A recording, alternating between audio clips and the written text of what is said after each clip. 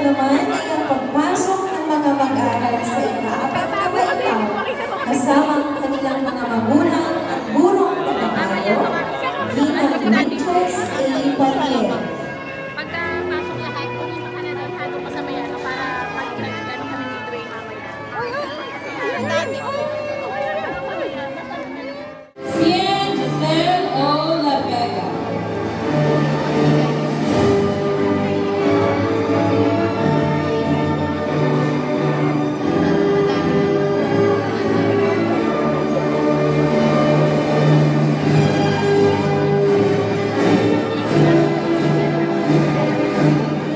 Trish Angelique Morena.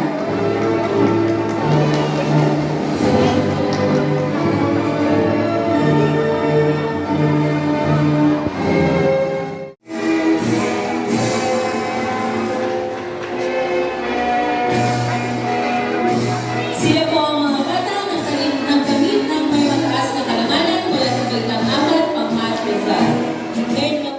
Ang ating mga mag-aaral sa kanilang inihandang awitin.